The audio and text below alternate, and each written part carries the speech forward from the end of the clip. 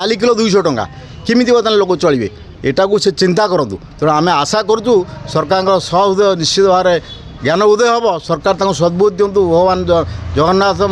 दिंतु सद्भावना दिंतु सद्बुद्धि दिंतु ज्ञान उदय हो से दाबी पूरण करूँ। आ जदि न करती आगामी दिन में भत्तार संघर्ष समिति माध्यम सारा ओडिशा रे जो जन आंदोलन सृष्टि हम आगामी पंचायत निर्वाचन आम पौर निर्वाचन एका माघे शीत जाए पुणी समय आसो पुणी से लोक पाक आस लोक पचारे प्रश्न तार उत्तर पारि कि नथिबो तले यही आशा भरोसा रखुचे आम आपण माध्यम गणमाध्यम आपण चतुर्थ स्तंभ आपणकर गणतंत्र विरोधी दल को से सम्मान दिंतु। तो आम कौन दलगत विषय कहूँ आम कौन समस्त दि जाऊ समस्ते पातु जो मैंने अच्छा 60 वर्ष ऊर्ध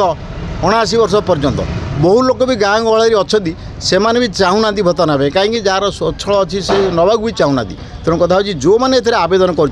जो मैंने पाइबा हकदार से निहाती पाइबा दरकार यथा केबे देवे सीटा से कही आम अमुक तारिख देवु बर्तमान मार्च मास बर्तमान आज चलला विधानसभा पुणी सामयिक भाव बंद होगा पुणी चलो। तेणु आम यह आशा भरोसा रखुचु आपण माध्यम अनुरोध करुँ सरकार को माननीय प्रधानमंत्री के आम अनुरोध करुँ मुख्यमंत्री महोदय को अनुरोध करुँ से लोकों आशा पूरण करूँ तेल आगामी दिन में लोक भरोसा रहा 24 वर्ष सरकार को ओडिशावासी प्रत्याख्यान कर पुणी आनी बीजेपी की आनी 24 वर्ष सरकार जे नवीन सरकार को लोक प्रत्याख्यान कले बहु आशा भरोसा रखी बर्तमान आनी।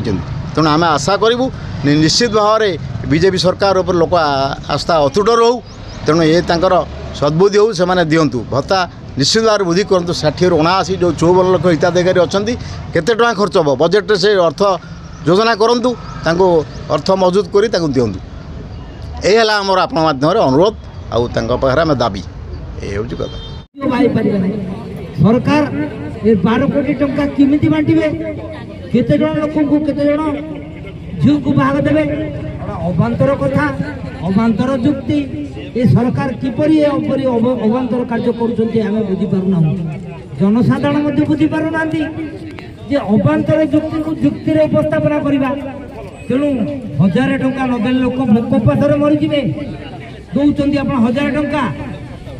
तेणु यथाशीघ्र 3000 करंतु नतुबा ए महंगा माड़े डाली 200 टंका तेल 180 टंका रसुण 400 टंका